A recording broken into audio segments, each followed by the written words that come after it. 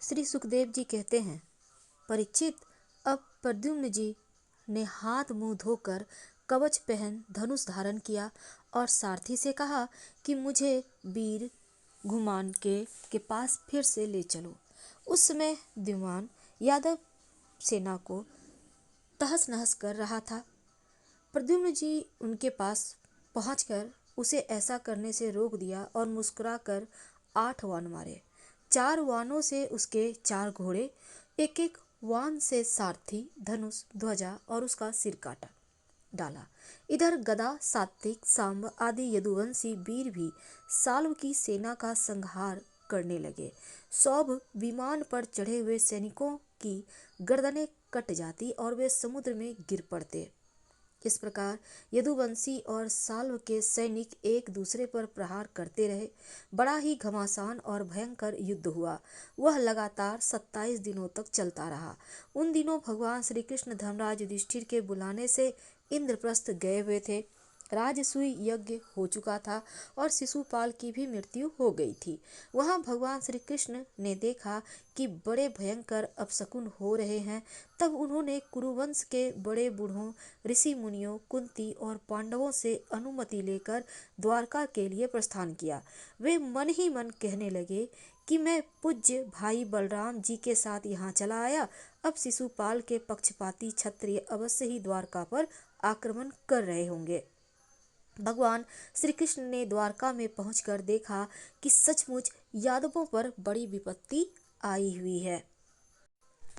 तब उन्होंने बलराम जी को नगर की रक्षा के लिए नियुक्त कर दिया और सौभपति साल्व को देखकर अपने सारथी दारुक से कहा, दारुक, तुम शीघ्र से शीघ्र मेरा रथ साल्व के पास ले चलो।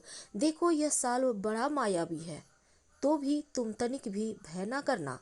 भगवान की ऐसी आज्ञा पाकर दारुक रथ पर चढ़ गया और उसे साल्व की ओर ले चला। भगवान के रथ की ध्वजा ही चिन्हित भी उसे देखकर दूसियों तथा साल्व की सेना के लोगों ने युद्ध भूमि में प्रवेश करते ही भगवान को पहचान लिया।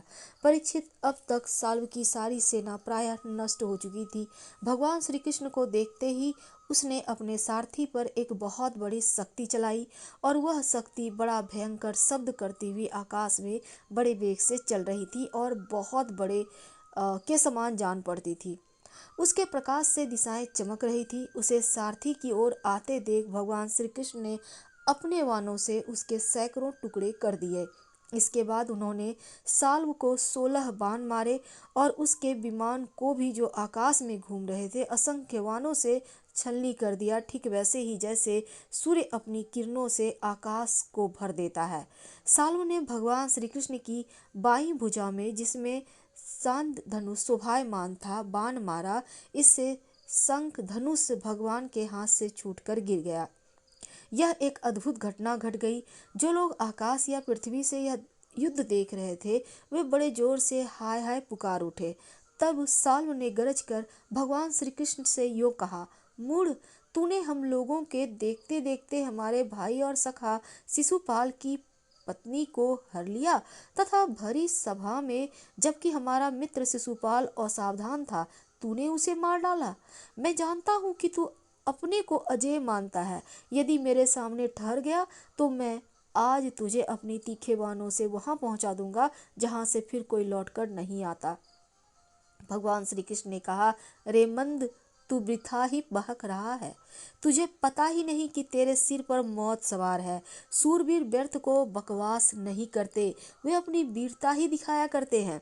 इस प्रकार कहकर भगवान श्री कृष्ण ने क्रोधित हो अपनी अत्यंत वेगवती और भयंकर गदा से साल्व के हंसली पर प्रहार किया। इससे वह खून उगलता हुआ कांपने लगा। इधर जब गदा भगवान के पास लौट आई तब साल्व अंतर्ध्यान हो गया। इसके बाद 2 घड़ी बीतते बीतते एक मनुष्य ने भगवान के पहुंच पहुंचकर उनको सिर झुकाकर प्रणाम किया और वह रोता हुआ बोला, मुझे आपकी माता देवकी जी ने भेजा है। उन्होंने कहा है कि अपने पिता के प्रति अत्यंत प्रेम रखने वाले महाबाहु श्री कृष्ण साल्व तुम्हारे पिता को उसी प्रकार बांध कर ले गया है जैसे कोई कसाई पशु को बांध कर ले जाए। यह अप्रिय समाचार सुनकर भगवान श्री कृष्ण मनुष्य से बन गए और उनके मुंह पर कुछ उदासी सी आ गई। वे साधारण पुरुष के समान अत्यंत करुणा और खेद से कहने लगे, अहो मेरे भाई, अहो बलराम जी को तो देवता और असुर कोई नहीं जीत सकता। वे सदा सर्वदा सावधान रहते हैं। साल्व का बल पौरुष तो अत्यंत अल्प है, फिर भी इसने उन्हें कैसे जीत लिया और कैसे मेरे पिताजी को बांध कर ले गया। सचमुच प्रारब्ध बहुत बलवान है। भगवान श्री कृष्ण इस प्रकार कह ही रहे थे कि साल्व वसुदेव जी के सामने समान एक माया रचित मनुष्य लेकर वहां आ पहुंचा और कृष्ण से कहने लगा, मूर्ख देख, यही तुझे पैदा करने वाला तेरा बाप है, जिसके लिए तू जी रहा है। देख, तेरे देखते देखते मैं इसका काम तमाम करता हूँ। कुछ बल पौरुष हो तो इसे बचा लेना। मायावी साल्व के इस प्रकार भगवान को फटकार कर माया रचित वासुदेव का सिर तलवार से काट दिया और उसे लेकर अपने आकाश विमान पर जा बैठा। परीक्षित, भगवान श्री कृष्ण स्वयं सिद्ध ज्ञान स्वरूप और महानुभाव हैं। वे यह घटना देखकर दो घड़ी के लिए अपने स्वजन वासुदेव जी के प्रति अत्यंत प्रेम होने के कारण साधारण पुरुषों के समान शोक में डूब गए। परंतु फिर भी वे जान गए कि यह तो साल्व की फैलाई हुई आसुरी माया ही है, जो उसे मय दानव ने बतलाई थी। भगवान श्री कृष्ण ने युद्ध भूमि में सचेत होकर देखा, वहां दूत है और ना पिता का वह शरीर। जैसे स्वप्न में एक दृश्य देखकर लुप्त हो गया। इधर देखा तो साल्व विमान पर चढ़कर आकाश में विचर रहा है। तब वे उसका वध करने के लिए उद्धत हो गए। प्रिय परीक्षित, इस प्रकार की बात पूर्वापर का विचार न करने वाले कोई ऋषि कहते हैं, अवश्य ही इस बात को भूल जाते हैं कि श्री कृष्ण के संबंध में ऐसा कहना उनके वचनों के विपरीत है। कहाँ अज्ञानियों में रहने वाले शोक, मोह, स्नेह और भय, तथा कहाँ वे परिपूर्ण भगवान श्री कृष्ण, जिनका ज्ञान, विज्ञान और ऐश्वर्य अखंडित है, एक रस है। भला उनमें वैसे भावों की संभावना ही कहाँ है। बड़े बड़े ऋषि मुनि भगवान श्री कृष्ण के चरण कमलों की सेवा करके आत्मविद्या का भली भांति संपादन करते हैं और उसके द्वारा शरीर आदि में आत्म बुद्धि रूप अनादि अज्ञान को मिटा डालते हैं तथा आत्म संबंधी अनंत ऐश्वर्य प्राप्त करते हैं। उन संतों के परम गति स्वरूप भगवान श्री कृष्ण में भला मोह कैसे हो सकता है। अब साल्व भगवान श्री कृष्ण पर बड़े उत्साह और वेग से शस्त्रों की वर्षा करने लगा। अमोघ शक्ति भगवान श्री कृष्ण ने भी अपने बाणों से साल्व को घायल कर दिया और उसके कवच, धनुष और सिर की मणि को छिन्न भिन्न कर दिया। साथ ही गदा की चोट से उसके विमान को भी जर्जर कर दिया। परीक्षित, भगवान श्री कृष्ण के हाथों से चलाई हुई गदा से वह विमान चूर चूर होकर समुद्र में गिर पड़ा। गिरने के पहले ही साल्व हाथ में गदा लेकर धरती पर कूद पड़ा और सावधान होकर बड़े वेग से भगवान श्री कृष्ण की ओर झपटा। साल्व को आक्रमण करते देख उन्होंने भाले से गदा के साथ उसका हाथ काट गिराया।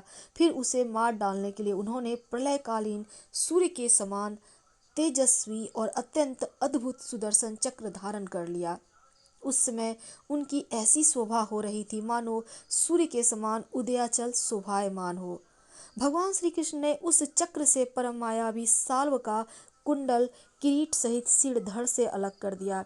ठीक वैसे ही जैसे इंद्र ने वज्र से वृत्तासुर का सिर काट डाला था।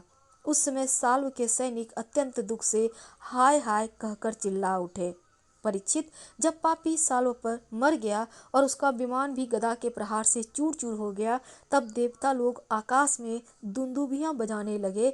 ठीक उसी समय दंत्र वक्त अपने मित्र शिशुपाल आदि का बदला लेने के लिए अत्यंत क्रोधित होकर वहां पहुंच गए।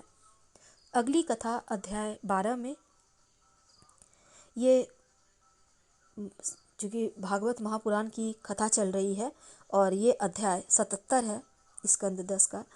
तो हम अगली कथा के लिए फिर मिलते हैं। फिलहाल विदा लेते हैं। पसंद आए तब लाइक कर सब्सक्राइब करें, शेयर करें, कमेंट करें। धन्यवाद।